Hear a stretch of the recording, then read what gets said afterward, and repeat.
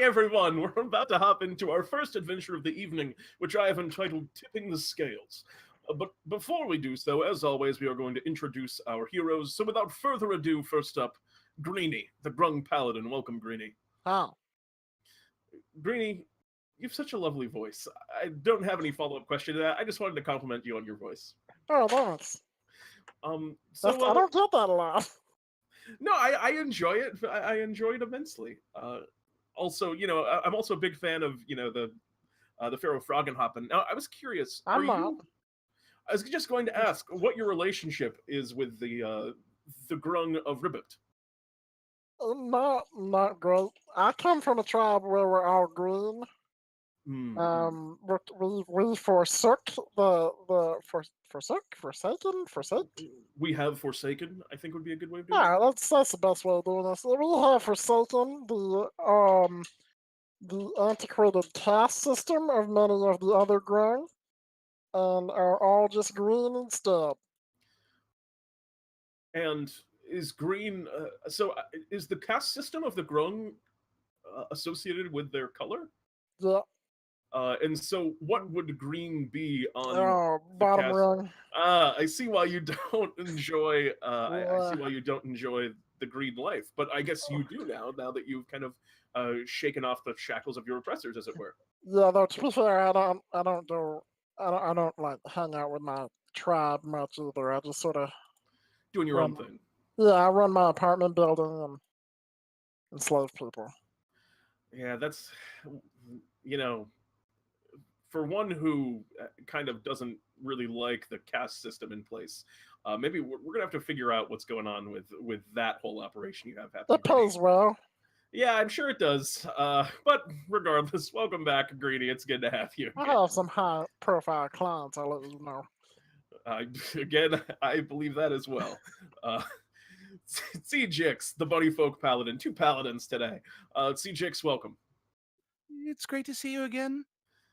How have you been, Tzi'jixk? Oh, wow. I feel myself getting really, well, more confident and more powerful.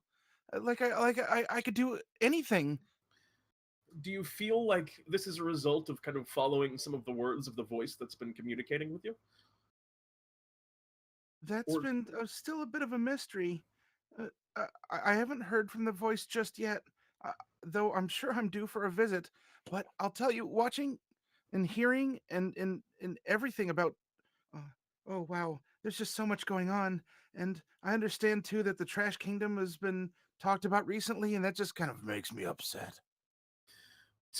Tzi'jixk, whoa, what was that? What was that, Tzi'jixk? Sorry. No need to apologize. No, it's still something I think I have to get used to, and you know what, I think it's just a holdover from the things that happened before. Wistful glance away, look back at you. Oh, well, I'm sorry, I was a little distracted there. And when I'm distracted, oh shoot, I'm sorry. Here's that thing from your pocket again. Oh, I keep taking things. I shouldn't. I should know better. I tied that up with a rope, too. I was, like, certain that you wouldn't be able to grab it this time. I know I did the fake last time, but I thought if I just clipped it... Well, thank you for giving it back, as always, Tzi'jixk. Well, I'm sorry to bring up... I'll try and avoid the Trash Kingdom in conversation moving forward, Tzi'jixk. Sometimes you just have to confront the things you don't enjoy. Good to know. Tzi'jixk, try your best to remain calm, perhaps. Lana Coheir, we have next. The Minotaur Barbarian. Lana, welcome. Hello. Now, you are a first-time adventurer here in the land of DnDTime, although the name Coheir is certainly one that is familiar to me. Would you care to tell us a little bit about yourself? Well, I come from the same area Sword comes from, and he's actually my brother-in-law. Oh, really? Your in-law? Supposedly. Why do you say supposedly? Why is there doubt to this? Did he perchance ever tell you why we stopped celebrating Thanksgiving Day?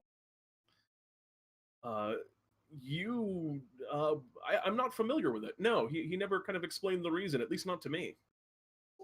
Well, let's just say his brother has a thing for Minotaurs, and I was passed out drunk, and the next thing I find out, I'm married to him, supposedly. That is a troubling story. But you are, in that case, a Minotaur. Yes. And what brings you now to Bartholomew's shop? Partially because I still have a, well, ever since the incident happened, I've more or less been constrained by trying to take care of my son. But now that he's old enough to uh, be in the care of the temple keepers, I can actually go out and fulfill my lust for adventure again. Oh, well, I'm glad that now you're able to kind of live the life that you want to live. Welcome, Lana. It's good to have you here among us. Thank you. And last but not least, we have Ciro Galanodel. Welcome, Ciro. Oh, hey, Pete. It's me, Jeremy. Ciro, I know it's you. I can see you standing there. No, it's me, Jeremy. Oh yeah? Well, what's Jeremy's favorite food? Why, spaghetti monsters, of course. That is correct. Darn. That's what Jeremy would say. Um, I don't know. I'm just having a hard time believing this one. But if you're saying that you're Jeremy, then I guess what are you doing playing a character? What Or do just you being mean? being I an just adventurer? came into, yeah, I just joined up with Bartholomew's crew, even though I know it's a terrible idea. Yeah, I mean, we talked about how much of a no-win situation it is working here. I thought we both agreed to just sit on the sidelines, but I mean, Yeah, because Bartholomew doesn't actually provide foods or services or living arrangements. He just offers magical items in Oh, no, he exchange for provides- the money that he pays. oh no, he also provides food, service, and living arrangements. Have you ever been up the hill to the Last Hope? As Jeremy, yes, I definitely have. Ah, good. To there. Now, Jeremy, I say in air quotes. Jeremy, welcome. It's good to have you adventuring with us, I suppose. It's Pete, I don't know great what to you're be talking here, about. I'm not Pete. adventuring tonight. Oh, wait. Who is see- this? I knew it was Ciro. I called it out the entire time, Ciro. You know, we can't have this deception between us. How could you do this to me? Well, I just find it that I'm more confident when I'm not myself.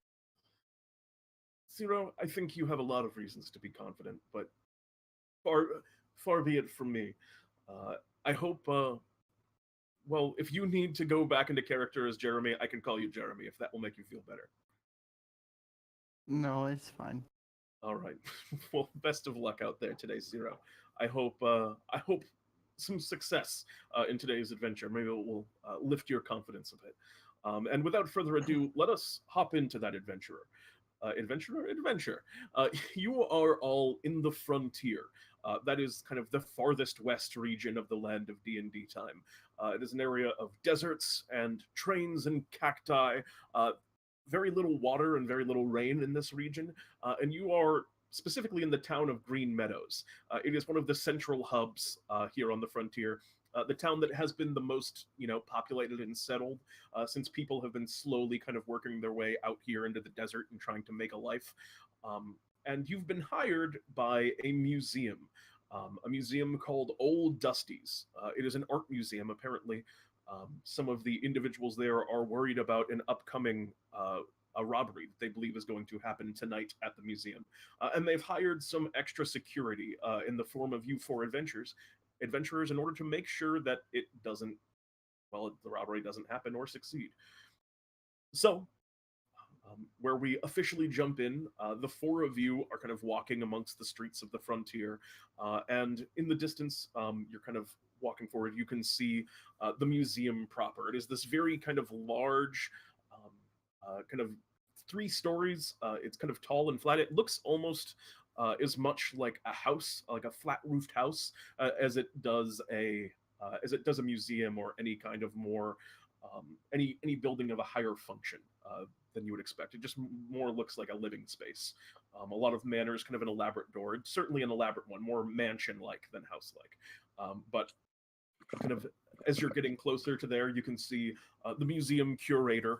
You see a man with kind of a big, wide-brim cowboy hat, a long kind of twirled up mustache, wearing kind of some fine clothes, very nice tunic and vest and pants, and he's kind of standing outside, kind of looking at a pocket watch, waiting for you guys to come up.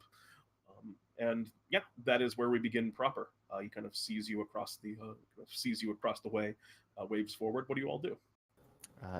He sees a tall man with a long twirled up mustache and a pocket watch walking. Or you're saying that he sees that in you? He sees someone disguised as him. Okay, very good. Would you like me to roll to see how well I am disguised as him? Are you using a disguise kit, or are you Yes. using? Yeah, absolutely, I would. Okay, should I just roll the tool? Yeah, please do. Okay, so I'm not proficient, so it's just going to be flat. Well, what attribute would you like me to use? This would be Dex, charisma. Charisma, probably, yeah. 12. 12. I mean, your face, you're wearing the same clothes and you have the disguise. I wouldn't say you look like him, but you are, the mustache fits on nicely. You have the hat. You look vaguely similar. And as he kind of gets closer, he kind of looks at you with a bit of scrutiny. Out of there, partner. Whoa, there's two of you. I don't know about that. That guy looks exactly like you. You really think so? I don't know. Yeah, we got the same mustache. Howdy there, partner. I'm one of Bartholomew's adventurers.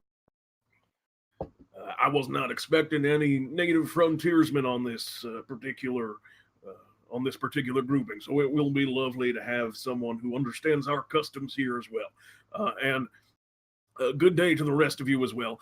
My name is Bobbin. I am the museum curator here at Old Dusty's. Problem. Hi, nice to meet you. Hello. Pleasure Nice to meet both of you, as well. Bobbin. My name is Nibob. Nibob. Really? That is quite a coincidence there. Funny how things work out sometime. Well, why don't you all come on inside and I'll begin kind of touring you around and explain to you the situation. Sound all right? Sounds Sounds just like a fine by plan. me. How wonderful. And he kind of like opens the door to the big kind of manor within and begins kind of guiding you inside. And yeah, less than a museum, other than the kind of like, other than the indication that it's a museum above it, there's kind of a very elaborately carved wooden sign. It's pretty beautiful, that says, Old Dusty's Memorial Museum. The rest of the interior of it looks very much like a house, but a house that has been very beautifully decorated.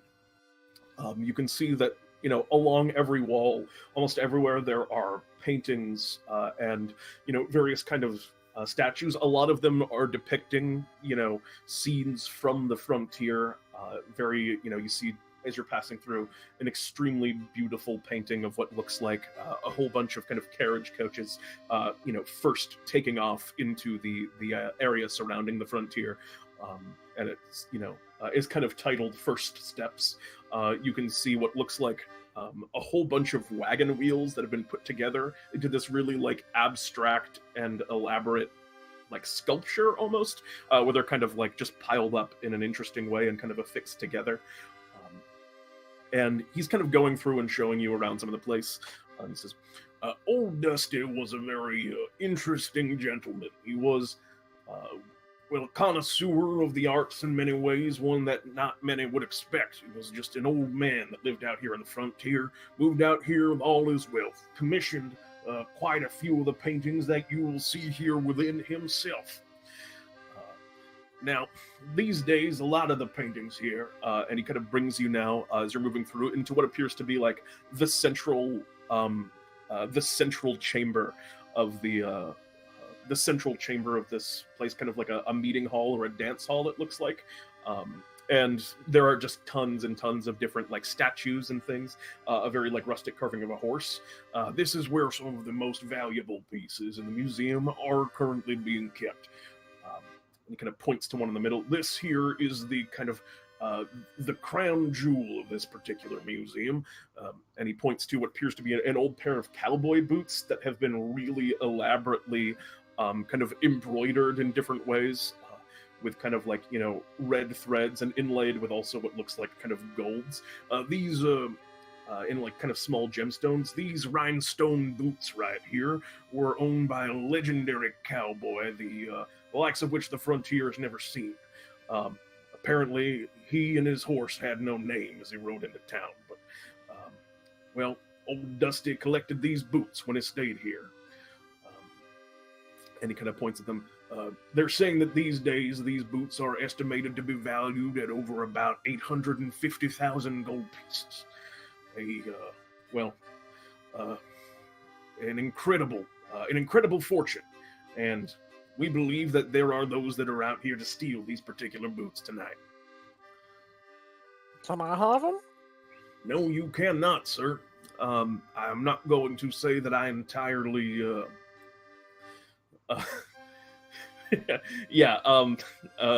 as you're looking around, Tzi'jixk, yeah, I mean, you are taking very detailed notes of the kind of interior of the space, for certain, and you are surrounded by value, in a much more condensed form than it usually is, because he's been kind of like speaking to you about some of the prices of things as you're going through. He's pointed out, 100,000 over here, 50,000 gold over here. There is just a huge pile of value in the space. Using my background feature with with a criminal contact here, the Zooship network. Have I caught wind of maybe someone who's interested in these boots, or any details, or maybe even a possible culprit who might be hitting? Yeah, I will say that you've absolutely heard of the Scales, and the Scales are a thieves guild. The reason you've heard of them is because they've been very active recently, hitting a lot of really high-profile targets. They've gone after some of the banks in the frontier. All of it's been around the frontier region. They've gone after, like I said, some kind of very nice banks. They've robbed some of the richer nobles, stealing kind of specific objects and very like high quality jewelry and things from their homes. And one of the things that kind of defines this troop, from what you've learned, is that they kind of leave behind just a small kind of pile of 4 scales, all of them kind of different, unique in their own ways. Presumably one for each of the members of this troop. At every kind of place they go is like a calling card, and this time in kind of like a bit of a show-offy nature, as this individual begins to speak to you. So, we've been, I don't know if any of you have heard of them, but we believe that a thieves troop known as the Scales is going to be pursuing these particular gemmed boots here tonight.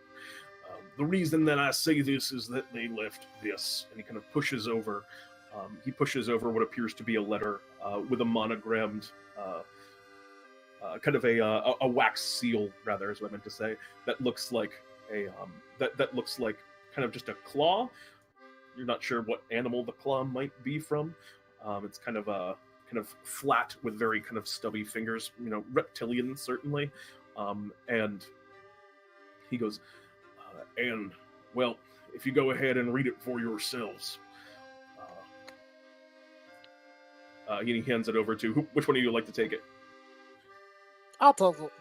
All right, Greenie. He kind of pops it over to you, Greenie. And as you open it up, you can see in kind of 4 different sets of handwriting. It kind of goes through this a little bit of a runaround, but it kind of arrives at this final line, which is,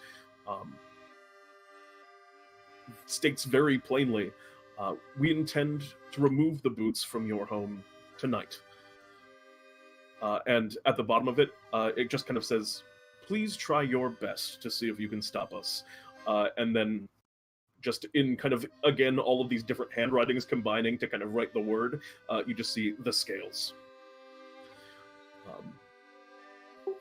Have they ever sent a letter claiming they're going to steal something before?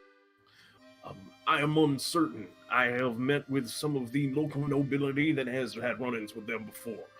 They have not been outward in their dealings and have been rather quiet about the whole thing. Perhaps from embarrassment, I am uncertain. So I am unaware if this is their standard protocol or if this is a breaking of form. And from what you've kind of gotten. From what you've kind of gotten from this Tzi'jixk and your criminal background, this is pretty standard form for them. So this place is, despite its rustic appearance, has rather high security. There are a number of arcane kind of motion-censored locks that will shut down the interior of the building. There are also, well, and he kind of begins kind of running you through the internal securities. It appears that there are, for one thing, a number of guards that kind of patrol the exterior of the building at, regular intervals. There are, high quality automatic timers that cause defensive doors. You know how the kind of like the big metal gates will drop down, like locking someone within the building if need be. Mm-hmm. There are those that are kind of set up automatically. The boots themselves are behind like a very thick glass, which he's kind of said they're actually like sealed into it kind of permanently, so it'll be an incredible task. The only way that I think they could even get him out there, unless they have something that I don't understand, would be to drill through the glass and completely destroy it. But you'd risk too much hurting the boots, as the boots have been encased therein. What if you dissolved it? What do you mean? Dissolve the glass. I mean, if you wanted to break the glass, I just think you'd end up hurting the boots in the process because they're sealed right in. But I suppose you could break the glass with enough force. It would take an immense amount of force, though. We have some minimal wards against teleportation magics into the building, as well what as... What about out? Out of the building as well, in the entirety of the zone. So I do believe that they should be, unless they're using a teleportation magic that is above the level of 5. But I hope that they do not have anything of that degree, or we may be in more trouble. They have pulled off some impressive jobs thus far, though. We would like you to guard this here interior chamber. They've targeted specifically the boots. Based on, from our impressions at least, they will not go after other items. They'll simply go after the boots. That cannot be certain, but we have guards elsewhere, and that's what we want you to watch. Another thing to keep in mind is, in a previous engagement, we spoke to some of the locals at Green Meadows National. Apparently, when they broke into the bank there, they tunneled up from underneath. So that may be one of their entry routes. We don't have any wards underneath the bank, so you may have to watch from a ground approach. Good to know. Is there? All right, partner. I'm gonna get to work here. That's right. Just merely hearing the word partner puts me at ease. I trust that you will do a good job and make sure that these treasures of the frontier remain safe. Those no good, dirty, rotten criminals won't be getting their dirty mittens on them their boots. You can trust me on. Wonderful news. And he offers you a handshake. Ciro delicately holds onto one of his fingers and shakes. He looks at you kind of confused. Well, Hey, Bobber. All right then. Yes, what can I do for you, Master Green? Where did he come from? I say, pointing at the boots. The boots themselves? No, him, the rider on the horse with no name. Oh, I do not particularly know. Did he ride through the desert?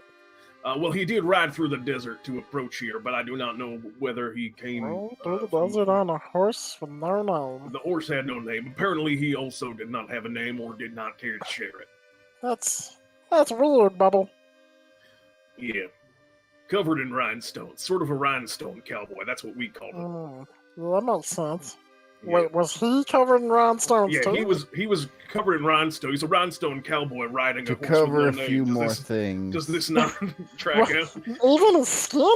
To cover a few I don't know more about that. things, I I didn't see believe that those boots were made for walking, and that is what they will do. Well, no, they're going to stay right there. That's why I hired you, I would hope, at least. Where did the scales come from? Where did they go? Where did the scales come from? Anyways, I'm gonna get to work, and Alright. Ciro's gonna climb up And he says to you, to the roof. and I'll tell you this as well. If those boots are not, if those boots are not precisely where they are right now, these boots will walk right all over you. And he kind of turns and walks out. We already covered that one. No, you Oh, didn't get all the way to that part. Do you know what the weather is tonight? I believe that it is supposed to be partly cloudy, according to some of our local Well, that's good. weather wizards. Clouds are a good sign. I don't know. Is there another word for one who studies the weather? I am uncertain. Weather guy. Weather guys. Very good. Weather meteorologist. That's it. I don't know if that term exists. Maybe it does. It does now. And he walks. And don't those guys summon meteors to fall from the sky? Yeah, they're really terrifying weather I've- mages. I think we have gotten into semantics, so I am going to call my leave. And he walks out. Yeah, Ciro is making a sniper's nest in the roof. On the roof. Yep. So they have a bunch of rope. They're hooking it through like rafters or whatever. Making a little Okay, so sniper's like on the ceiling, like kind of looking down into the chamber. Yep. Okay, I understand what you're saying. Go ahead and make me kind of a survival check to see if you can kind of get it going. I'll help him. All right, yeah. You said it in time. We'll just give you that 19. Yeah. So most of your kind of prep time, he kind of told you that it would likely be at night under cover of darkness, just logically. It's when they've done all their other attacks, and so you have like a couple hours to kind of get things ready, and you manage to rig amongst the rafters this very elaborate kind of rope mesh that you're kind of sitting in. You kind of cover it up with a couple of like planks underneath, so if you're looking at it, if you kind of look up at the spot from the ground, it looks like they're kind of repairing the ceiling, but it's your little kind of sniper nest that you have now set up, and it's it's whatever you kind of want it to be in terms of its And functionality. Yeah, and you kind of hide. Very good. And what are the rest of you doing to kind of prepare? Anything you want to like look into or do, or are you just going to kind of like just hunker down and kind of wait? I'm looking at all the art. All right. Make an investigation check. I don't think that there's much that two paladins and a Oh, barbarian can do in terms of prep. Yeah, fair enough. You look around. There's some really pretty art. You find one piece of art that it looks like there's actually a Grung in it. Just kind of like sitting around a table. There's like a picture of a bunch of like poker players sitting around, and one of them happens to be a Grung, which is rare to see Grung represented in art. So What color is it? he's a green Grung, like Mm. yourself, Good. wearing a little bowler hat. I wish I had that hat. I take out my tiny hat from the weird snowman guys and I put it on. Yeah, you put on the tiny little cone hat. It looks adorable, I'm no doubt. Did you want one? I remember you were on that adventure when I got all these hats. Hats? Yeah, it was tiny little hats. You want a hat? Hold on to that because I might need to go someplace that's not very clean. Alright. I'll wear 2 hats. All right, you put on an additional hat, and then are the rest of you just kind of like hunkering down, finding yourself a nice spot in that chamber, or Is counter the boots are under? Is it clear under the counter where the boots? Yeah, the boots are in, to describe the internal chamber, there's a few, like, in this large kind of ball area, there are 3 kind of chambers where there are things on display, 2 much larger statues on either side, and then the boots are right in the middle of the room in a big kind of glass case with some kind of spotlights coming up from the ground and kind of pointing at them. So they're right in the middle of the room, kind of very clear in view. Oh, could I be hiding behind like one of those spotlights so I'm even harder? The spotlights were like a down below, but there are definitely ones that are rigged on the ceiling too. And we'll just say that you set up your nest so that one of those spotlights is below it, kind of. Blinding people. Yeah, that's reasonable. Tzi'jixk, anything particular you want to do, or you just kind of find yourself a nice spot and hunkering down? As I'm a bunny folk, I'm used to burrows and digging and such. So what I'd like to do is spend time trying to get into any sort of nooks and crannies, look for air vents or sewer grates or other little out of the way places. Especially given my rather compulsive personality and my small stature, I'd really want to go over the places that might be overlooked otherwise. Okay. Go ahead and make me a perception check. Yeah, absolutely. You get a full kind of look on the interior of the place. There is one spot that you think is probably too small. There is just kind of like, there's just kind of like an emergency kind of like drain and air vent over on the side of the room, in kind of 2 opposite corners of the interior chamber. You can see over up in the corners there are a number of air vents that are kind of more side mounted, which are larger and would likely be more reasonable as like a point of entrance into the space, but still not like huge. Like you could definitely move through them though if you needed to. And yeah, so there are those. You kind of point out the 4 of those there. I will then I'll choose one randomly. I mean, however you wish to account for it. Yeah, with, you hop into one of those. I'll hop into one that if I think one seems more likely to be a point of entrance, then I'll trust my criminal instincts and just sort of nuzzle in there. All right. And considering my size, I think I'm just going to hide behind the statue. All right, yeah, you just kind of get up in the statue. One of these statues, it appears to be just of like some perhaps renowned cowboy or other figure in the frontier, kind of standing up, pointing off into the distance, and you kind of take a spot like underneath that arm, kind of tucked in. So there's like one entrance where if they happen to walk in from that one, they would absolutely see you, but you're mostly covered up from everything else. So it's just going to be kind of luck of the draw on whether or not they notice you as that you walk in. But you are a very big individual, so it's a little tough for you to find a nice hiding hunker down spot. So it's pretty good. And yeah, with that, as you all just kind of take your places as the evening goes on. Oh, Greenie, where are you? What are you looking to find? I'll hide behind. I don't know, something. I'm small. I'll hide behind a statue or something. Yeah, you're tiny enough that you can just kind of get behind a statue. I'll stealth. And Oof. yeah, why doesn't everyone make me a stealth check? Ciro, you already did yours. I saw before.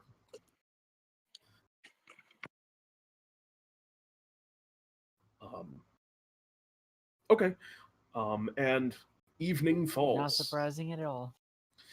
You are kind of spending a long time, a few hours past. It becomes dark outside. The room that you're in, it's kind of like the central chamber, so there's not like windows or anything, but you can kind of see from the light that bleeds in from some of the other surrounding rooms that there's no longer, it's become dark. And yeah, you're just kind of waiting and you're waiting. An hour passes, another, probably getting near to about midnight. Another hour passes, and finally, kind of something interesting begins to happen, and the floor of the building and the entire building kind of begins to shake a little bit, and you can feel this like rumbling coming from the ground.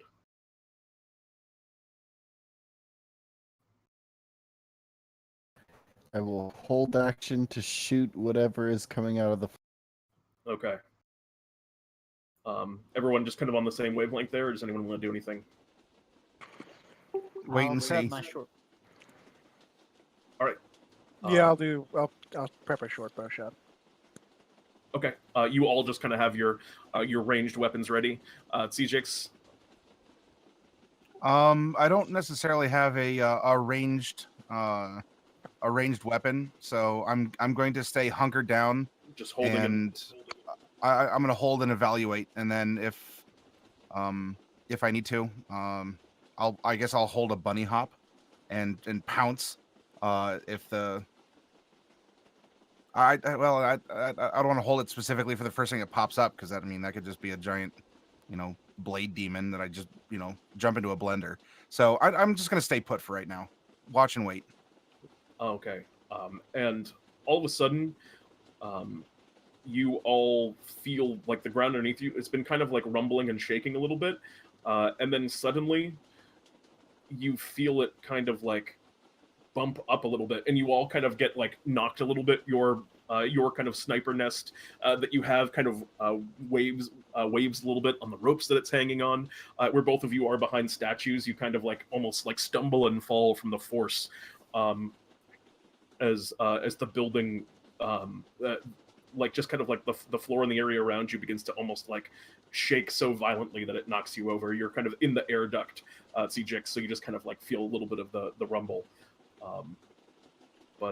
Yeah, nothing has come up from the floor quite as of yet. You're just all kind of like focused on this spot and waiting. But yeah, there's that huge kind of bump to the building.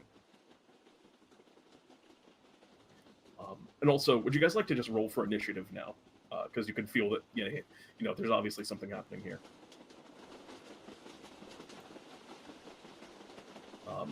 Okay, good to know. And after that kind of big initial bump,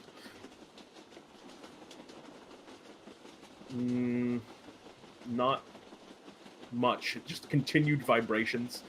You can see some of the paintings on the wall kind of like clattering a little bit. But yeah, that's about it. What do you all do? Stay on target. Stay on target. Another kind of minute passes. Is the ground still shaking? Yeah, the ground is shaking pretty consistently. It has a definite rumble to it. The whole building is shaking. You can see paintings on the wall kind of like vibrating and clattering a little bit. Those that are not quite as well affixed. If I was a paladin, I'd probably bless, but I'm not. I'm going to walk up to the stand the boots are on. Mhm. Is there any way for me to move? To move the stand? Yes. The stand is built into the floor. Right. But you kind of step over to it, and as you kind of begin walking, I need you to make me a dexterity saving throw.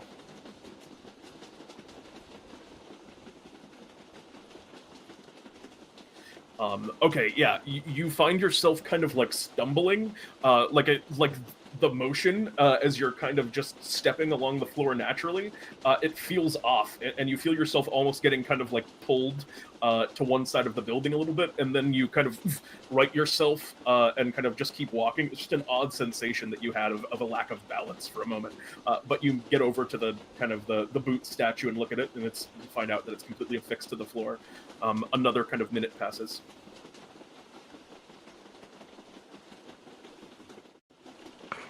What do you think they're doing? Just shaking us. Yeah. Another kind of minute passes, and yeah, this kind of continues to go on for some time, unless any of you have anything else you want to try, and I'll let you know the next thing that happens. Nope. Okay. I Nope, throw a watch and rock. wait. All right, you kind of like toss a rock. Where are you throwing a rock? At the spot where there's a weird bump. All right. You kind of throw the rock over to where the kind of pedestal is in the middle of the room, and the rock on the ground, as you kind of see it land, it's kind of like bouncing and rattling on the ground from the vibrations, and you see it kind of like sliding along the floor a little bit, and then all of a sudden, I need everyone but Ciro, who's kind of like curled up in this like rope nest, to make me a another kind of dexterity or strength saving throw. You can pick. Ciro, you're good.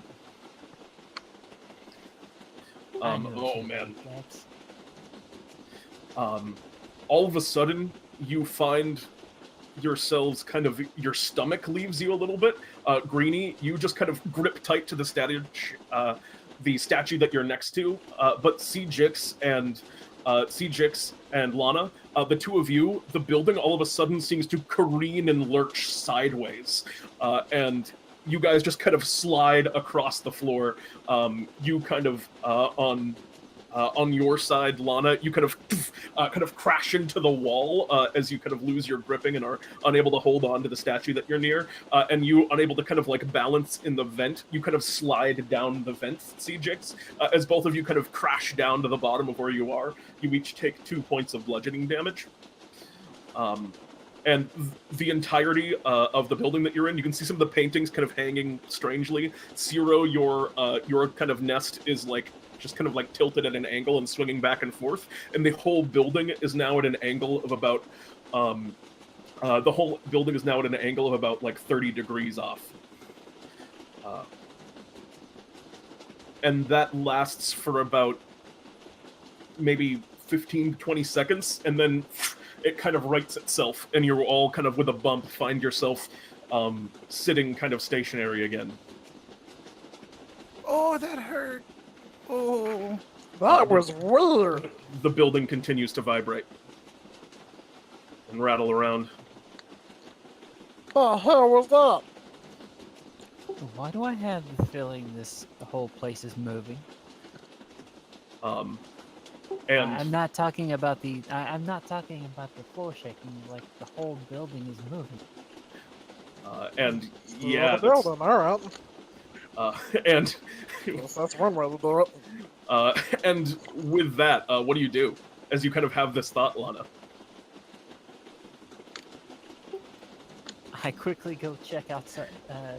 Look out the window. Yeah, you go move over into like one of the other rooms beyond this central chamber, and as you kind of look out the window, you instantly see that the horizon and the scenery is changing around you. The building is absolutely moving.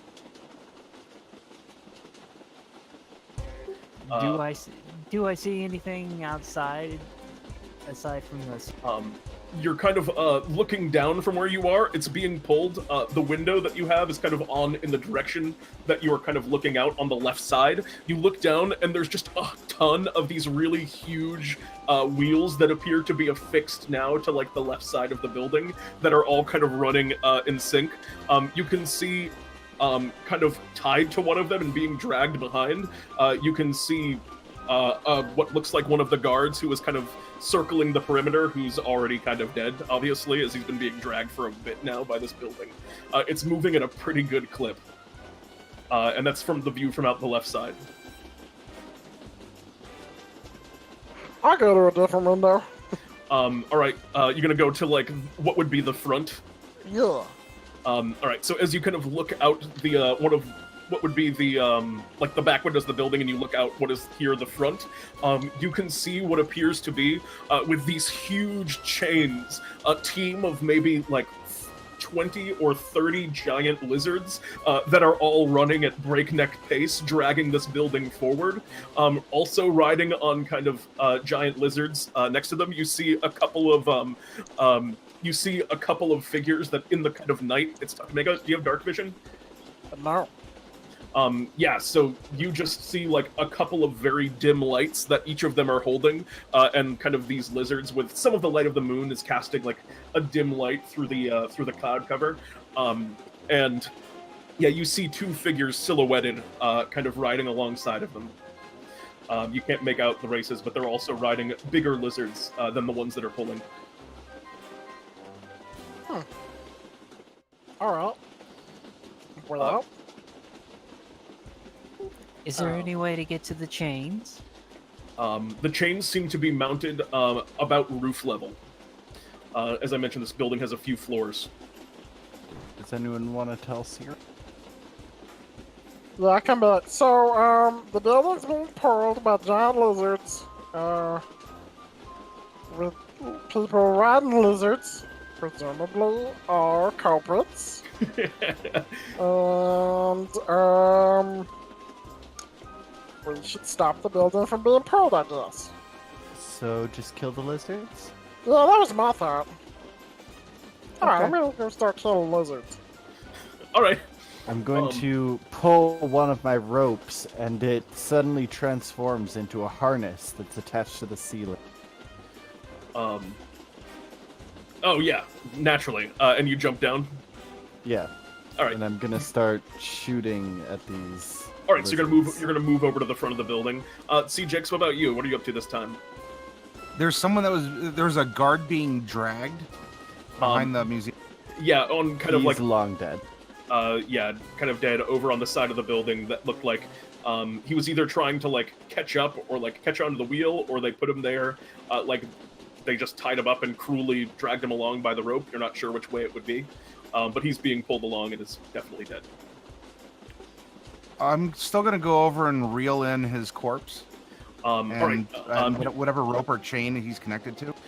He's kind of connected to a rope, which is connected to one of the wheels, which is down a little bit.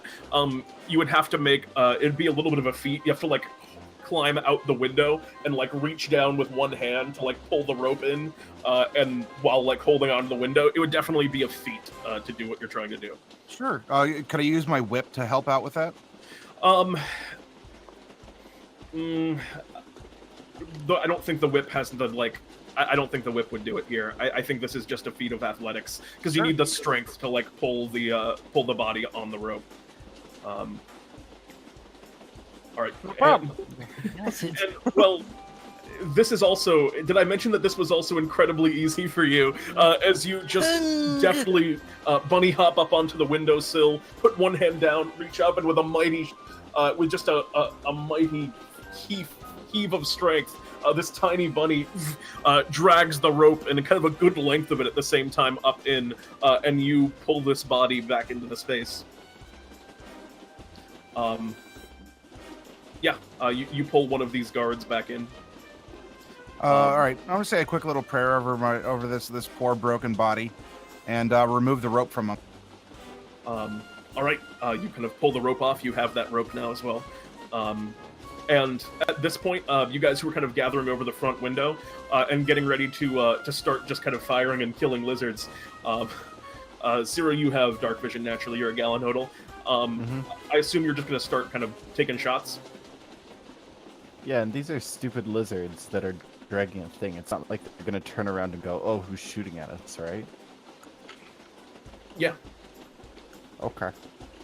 Then they will never see me, and I will always have advantage. And I will always have sneak. We will see. But you have advantage certainly this time.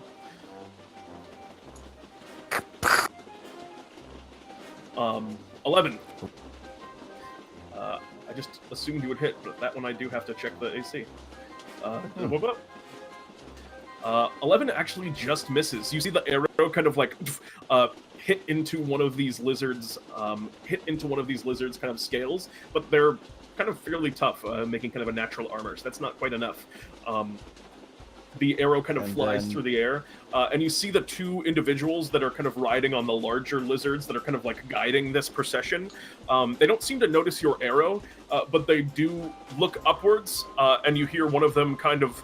on my turn? What? Yeah, on your turn. You hear one of them kind of call upwards and look back up on top of the building. And you hear him kind of call out, calls out, "You sure he didn't fall off?" And you hear kind of a voice echo something downwards from what appears to be the roof of the building, and one of those guys kind of flanks off and moves to the right over, moves to the left over to the side where you just were, Tzi'jixk. There's still one that's kind of guiding the forward procession, but he's outside, kind of riding on a lizard on the side of the building. I think we're now in initiative proper, so we're just going to start at the top. Greenie, what do you want to do? Gonna bonus action stop. You do. Relax. You're gonna just to shoot a lizard? Yeah. Okay. Down, lizards. 12 hits. Go ahead and roll damage. Ignore the 2, but there's 9. All right. As you kind of shoot the lizards, you kind of just fire into the butt of one of these lizards and land a pretty solid hit with your short bow. And you hear the lizard kind of make this kind of weird noise, this noise as it gets this shot, and it kind of like staggers a little bit. You see the one kind of riding over on the right side, the one kind of rider that's still in the front, begins kind of moving over to that point in the flank and looking, examining the lizard that just got shot. What else on your turn? Anything else? No, I'm good. I'll back away from the window a little. All right, Ciro.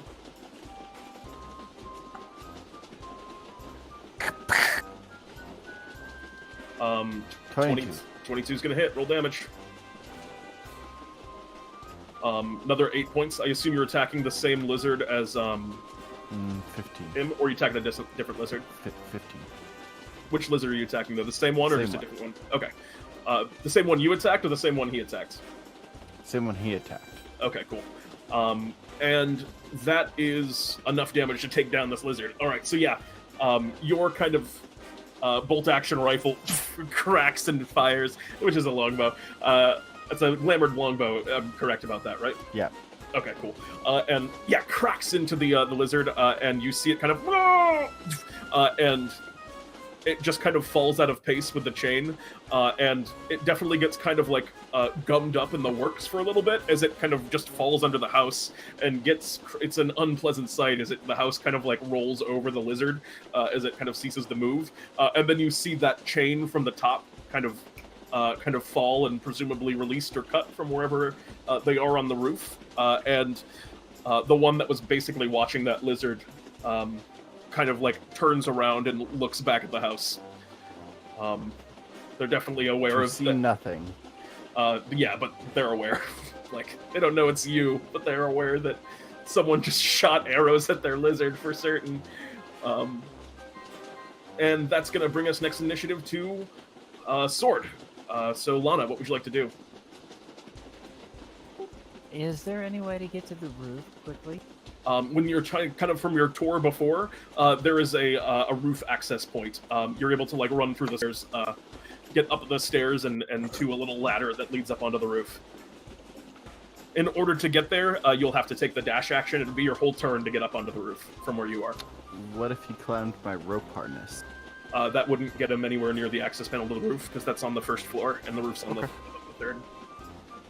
Unless he like broke through the thing, but that would be way harder.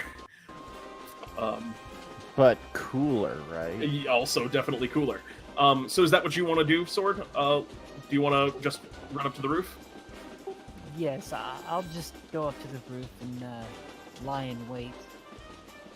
Okay, you climb up, you kind of climb up this ladder, run up a couple stairs, and as you open the kind of trap door that's on the top of the roof, as I've described before, it's a pretty flat space.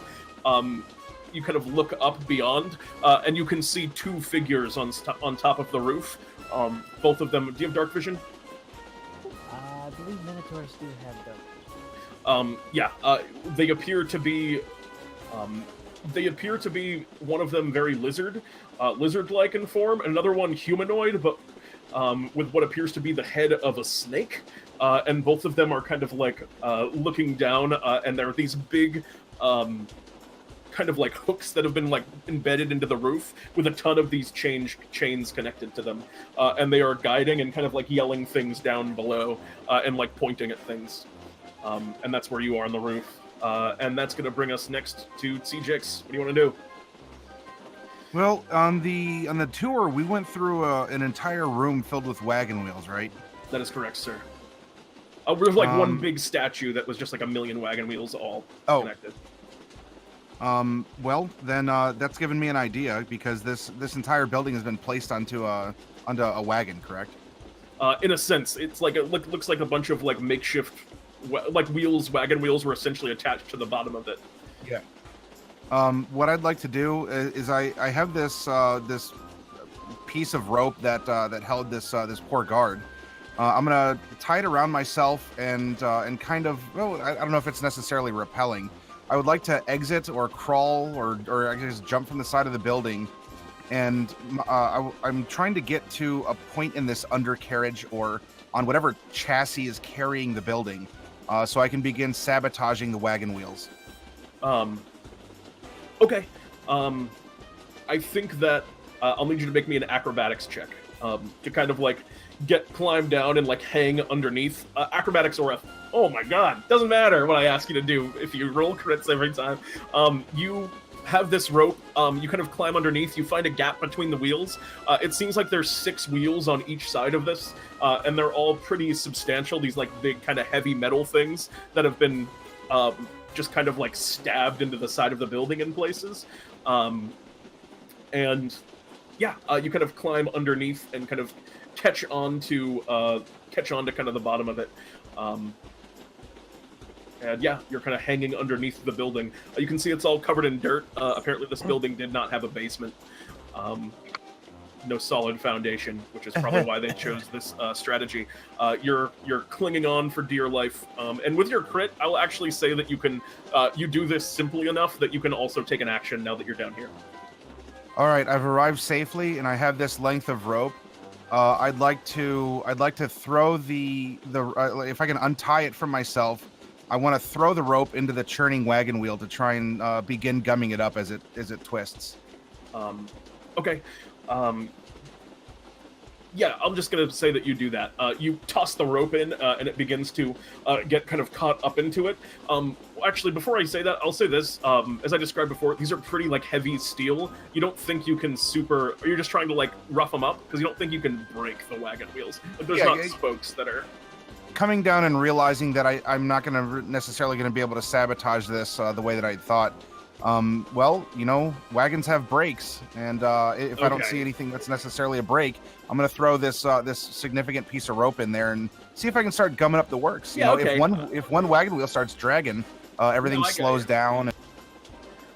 Cool. I just want to make sure you were clear on what the thing was. All right, yeah. So you toss the rope in, and you don't need to roll for it. You just toss it in. It begins kind of tangling up in the spokes and kind of wrapping around the outside in places. And you can see that one wheel starting to kind of like hop and bump on the ground and create some friction.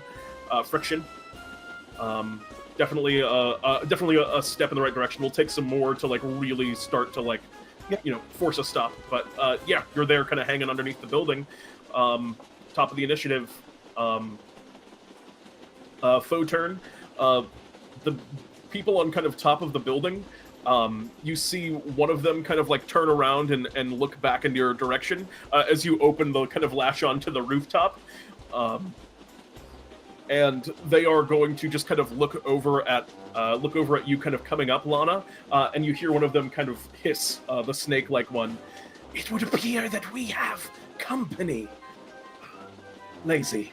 And kind of looks over at the lizard shape over to the side, and begins kind of moving in your direction as they kind of start running across the roof at you, and this snake-like figure is going to run up and make an attack against you, and you know, the lizard kind of looks back and goes, "I thought you cleared all the guards already," and oh, shut up. And they're going to make an attack against you. And they're going to do it in public and not in GM. It's going to make one bite against you. Oh. That's an 8. I assume that's going to miss? Miss. and then they're going to swing with their scimitar. That's 17. That hits. You take 7 points of slashing damage as the scimitar kind of cuts through into your armor, Lana, and you feel an intense pain. I assume you're still up as a paladin? Barbarian. Oh, barbarian. I thought it says you're a paladin on the thing. That's weird. That's going to, in that case, be all for their. Okay, so the one that's over on the one that's over on the side kind of curls around the side of the building and is trying to get a look at what's going on over there. They're going to actually. They're on the same side as you, so we're going to see if this guy notices you underneath the under the carriage. That's going to be a very hard perception check, but we'll see.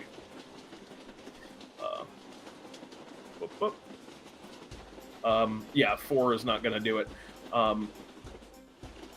Yeah, that's going to be all for his turn. And the one that's at the front watching, kind of watching the lizard die, kind of pulls back and is kind of running along, basically right next to the, like the kind of front windows, right where you guys are kind of popping up, and is very close there. Is watching the space pretty intently.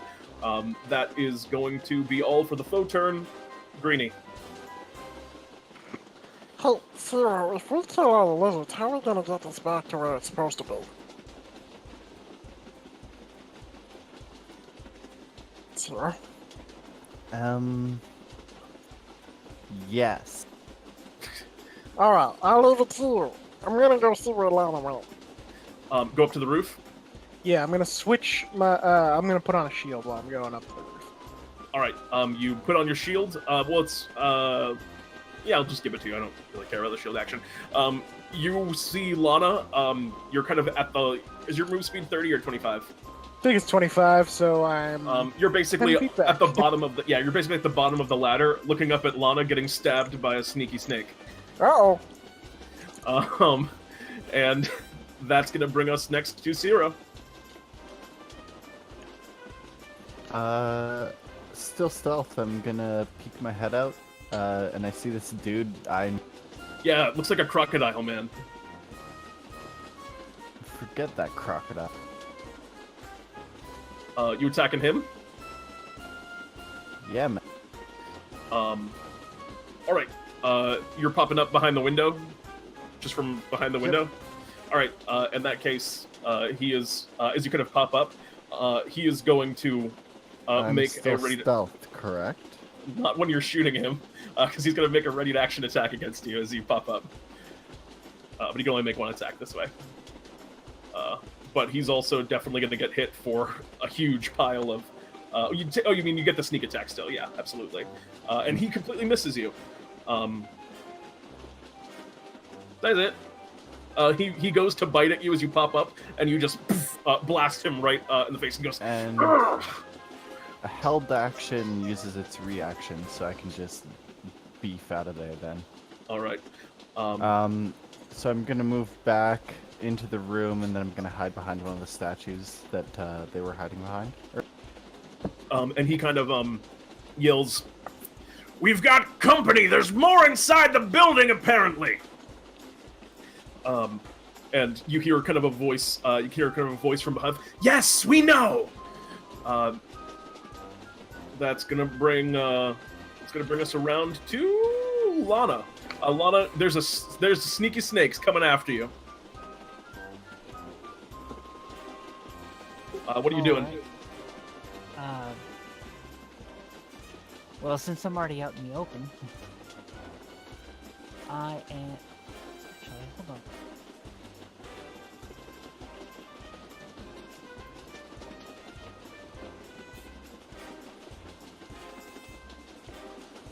What's it gonna be, Lana?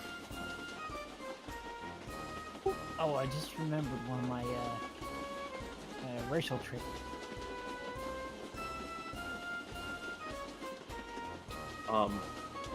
Okay, so you're gonna do that?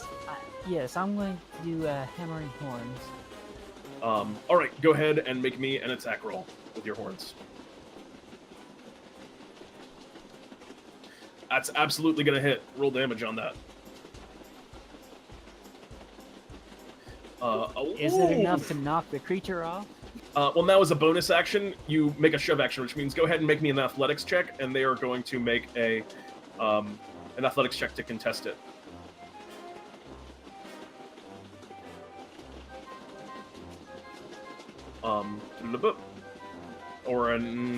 Yep, they're gonna make a strength check. Oh wow, they managed to avoid being shoved. Yeah, it's a lucky roll. It's a 19. So yeah, you go and kind of like push them with their horns, and you see they cut into the body, dealing 11 points of damage. Nice. But as you go to kind of like shove them and maybe throw them off the top of the building, they hold firm. You see their kind of snake-like feet kind of curl and press against the roof of the building, preventing them from falling. They hold their ground, unfortunately. Anything else on your turn? Well, I'll use my bonus action, so I can't really do much else. All right, Tzi'jixk, you're hanging underneath the cart. You're starting to gum up the works. You can see what appears to be. You have dark vision? Not. Okay. You can see a big, round-looking figure riding on one of these bigger lizards, kind of like examining the area where you are, but not really seeing anything. Okay. I'll continue as planned then. In my priest pack, I have blocks of incense, and I would like to, I'd like to ignite those and set them so mush them against the axle or something, so that it's creating kind of this smoke, not just the visible smoke, but a smell as well. Okay. And take my shield and just sort of bang it against the axle, so it sounds like something is going bang bang as the wheel is turning. Okay. Go ahead. So this seems like it's this seems more like a performance check. Because you're trying to create the illusion. Am I correct that this wheel is kind of busted and not working? Is that your intent with this?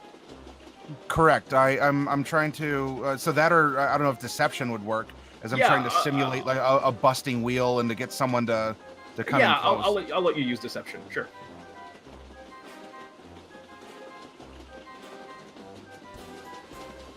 Okay, yeah.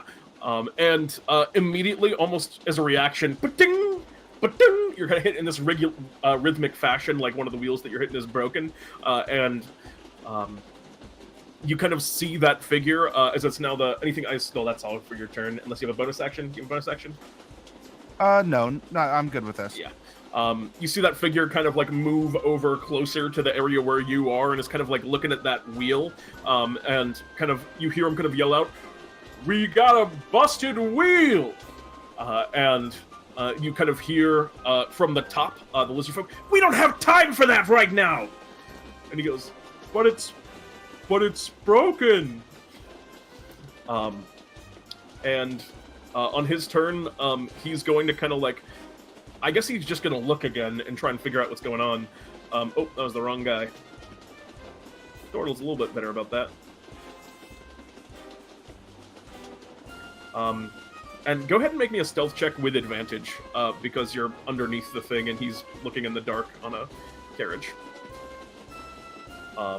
And yeah, he kind of looks down and sees you hanging under. After kind of squinting for a while, it's his whole action. I mean, he uses his action to make a perception check. But he looks down at you and he goes, "We don't have a rabbit, do we?" And you hear kind of from above, "No, you idiot!" Oh. But he seems like he's definitely got his sights on you now. The other one is going to continue to go after you, Lana, because you're on top. I'm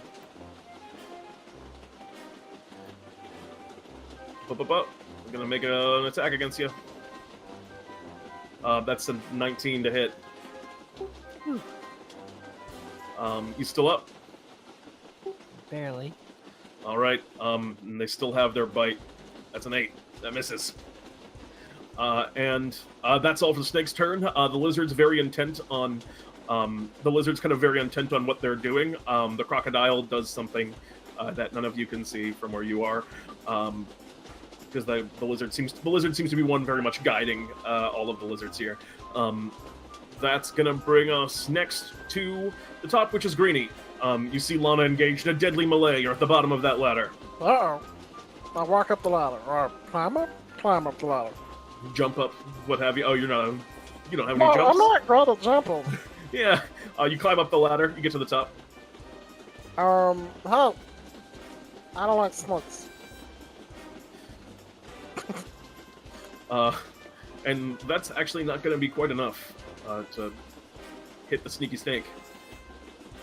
Oh, all right. Oh, wait. Yeah. All right, we're good. The snake kind of looks at you. Amphibians. You got a problem with amphibians? You got a problem with reptiles? Specifically snakes. Yeah. That's going to bring us to Ciro. You kind of move into the center of the building, and from where you are, actually, I'll say that you see the croc kind of moving into your room.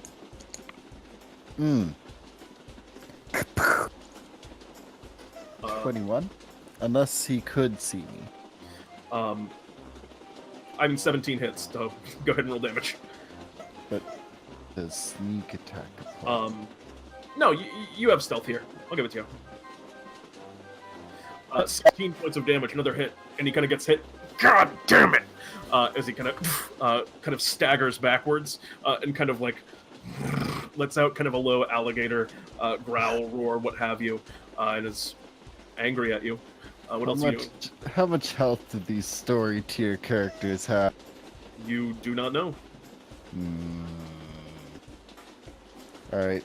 Gonna move to the stairs and hide on the Alright, you go and kind of hide on the stairs. That's going to bring us around next in initiative to... Lana. Lana, what you doing? I'm gonna try to knock him off the roof again. Alright. Go ahead and make an attack. Alright, you take the attack, and your horns kind of don't dig in like they did last time, but you can still do it. Go ahead and make that athletics check. Oh, so close. You go to push again, but the snake is just so sneaky, and you can't quite get the grip on them. That is going to be all for your turn again, I assume. I'm going to back off a little bit. That will provoke an opportunity attack. Are you okay with it?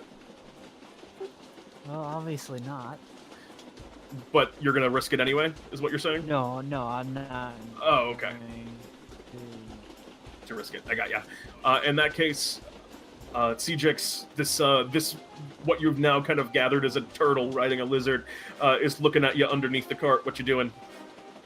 All right. I'm gonna get those big old Disney innocent eyes of a little bun, and look at this creature.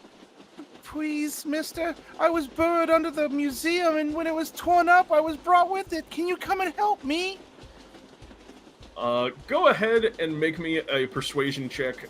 I will not give you... Oh, wait. You're compelling a duel? Well, that is the name of the spell. However, the mechanics just simply keep it from moving away from me. Or I'm attracting it. I'm attracting it in further as I'm underneath the building. So I want to coax this thing off the lizard. I'm giving him big old wobbly eyes. And if you want me to make a deception or a persuasion alongside of this as an action, I can do so. I would say that if you want to, just because of the mechanics of it, I think you can't do both here. If you want to put the compelled duel status, he's gonna probably not. He's gonna be hostile to you, but he will, be under the effect if he fails. But if you want to try and convince him to act in the way that you want, I think you'd have to make just a flat, charisma check. Okay, well, I'd rather get I said my piece. Whether or not there's a roll with it, that's fine. But I want to make sure that that he's being sticky to me, okay. And so I want to prevent him moving around. All right, he's gonna make a charisma save, which 12 just barely succeeds. He shouldn't have advantage on things, which he keeps having. Yeah, he just barely succeeds on the save against this effect, and he goes, "Please help me." And he just kind of looks down at you. But you're breaking our wheels. Why would I help you? Seems genuinely confused. As we move now to the top of the initiative, I need, for starters, I think just to resolve that, I need you to make a wisdom save of your own. Me? Yeah. Oh, you succeed. He kind of holds out his hand, and for a brief moment, you feel your body seize as if he was trying to paralyze you while you were holding on to the bottom of this house. But you managed to succeed. A risky situation, for certain. That's not very nice, mister. I mean, we can't have you break the wheels. That wasn't nice to break the wheels. That's going to then bring us to the top of the roof. There is a Minotaur. I think the snake is going to keep going after. The snake's going to keep going after you, and is going to attack with their ability. Oop. Oh wait, that was the wrong one. Where's my snake? I can't find my snake. All right, they're gonna attack with their scimitar against you. A 19. Oh man, they keep rolling so high on that scimitar. I assume 7 brings you down, Lana. Finally, yes. Yeah, and then they're gonna whip over and go and try and bite you, Greenie, and they're going to fail that. Stupid snake. At least I actually have poison. Wow. You don't even know me. I can tell. That's the lizard on top of the roof is still doing their thing, and the crocodile is just gonna run up and go after you. No, thank you. Their passive perception is better than your stealth on that one. That's an 8 and a 12. 8 misses for sure. 12 misses as Nice. Yeah, they go to bite down and then kind of slash at you with their big crocodile claws. They're looking pretty beat up. And that's all for the foe turn. Greenie. I might not have poison, but I got a Minotaur, and I will lay on hands Nice. for 12 points, which I assume is your maximum hit points. 14, but close enough. I will do 14 points. All right. You are back at full health, Lana. You're good to go. Get up and kill the snake for me. The snake, they have healers. The lizard kind of calls back. Gladly. I don't care.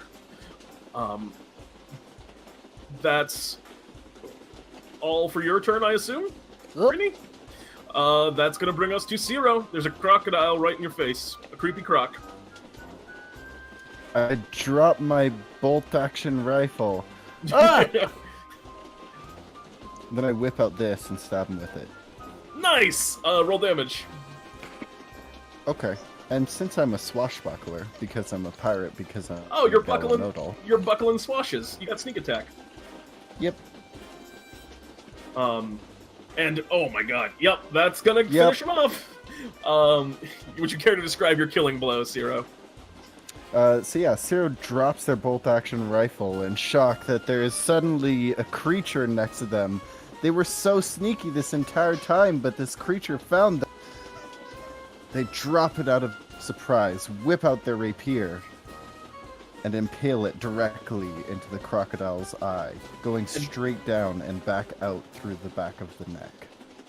And as you have described it, so it does happen, and the crocodile, God, and crashes down on the floor. And there's a Quentin Tarantino amount of blood. Fair enough. As we move next in initiative to, as we move next in initiative to Lana, you are back up, Lana. You feel the life once again flow through you as your ally lays hands upon you. There we go. What do you do, Lana? Well, naturally, I'm pissed. Fair enough. So I'm gonna pop a rage. You enter into a rage. And give him the showdown with the great. Ooh, that definitely hits. Roll damage on that. 5 plus an extra 2 for your rage, so 7 points of damage. I don't know why it's not showing up. Yeah. Oh well. And yeah, you swing your great axe. The snake's definitely starting to take some pretty serious signs of damage as well.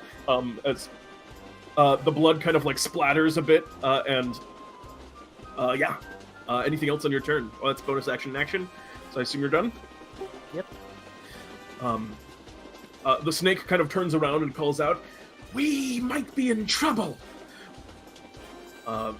That's you, Tzi'jixk. There's a turtle.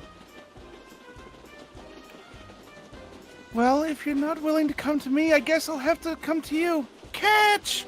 And I want to bunny hop the distance between us. Ooh. And instead of an attack, I would like to use a push to try and shove this thing off the lizard back. Absolutely.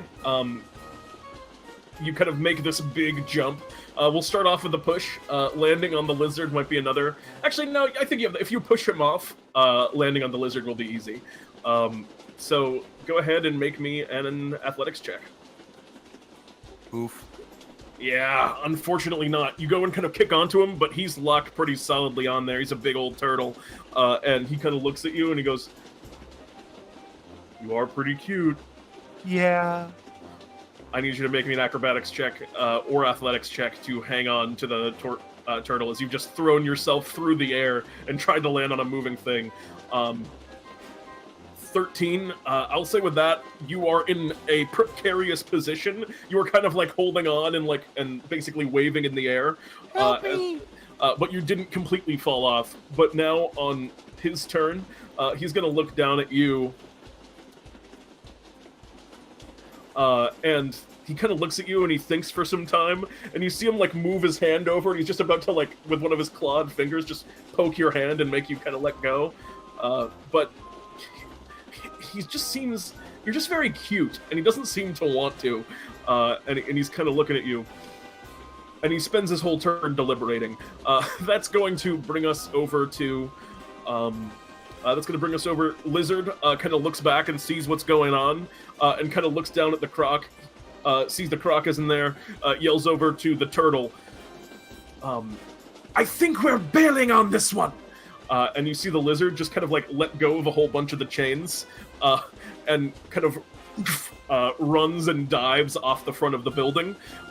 Sneaky Snake is also kind of looking at the group of you. Sneaky Snake is going to disengage and do the same thing. Runs and dives off the front of the building. And yeah, you two are now just alone on top of the roof. Croc is on the ground, and we top of initiative. Greenie. Oh, well, run over to the edge. Are they just right down there? Yeah, you see they're riding on two of like the smaller lizards. Not like the big ones that they had before, but they've gotten on just two random lizards that were in the pack as they ran to the front. Alright, well, I'm gonna try and jump on a lizard. Alright. Go ahead and make me an acrobatics or athletics, your pick.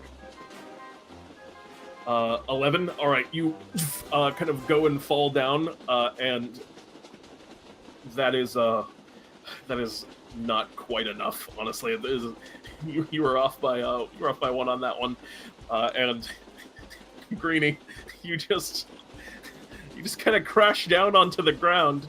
Ow! You take 10 points of damage. And then at the start of your turn, well, it's big enough, actually, so I think you're small enough that the house just rolls over you. So you don't get, like, destroyed by the house or anything. But the house is very quickly moving out of your reach at the end of your turn. It is underneath, you are basically on the back of the house underneath it. So you would have, like, maybe one chance to try and get back up on the other side, but you're definitely rolling away. Ciro. With my rapier still stuck in the eye of that crocodile, I'm gonna reach down, pick up my my bolt action rifle, head over to the window, and try to shoot at Snake. All right. Bam. 17 is definitely going to hit. Roll damage. Bam. All right. That's gonna hit for 9.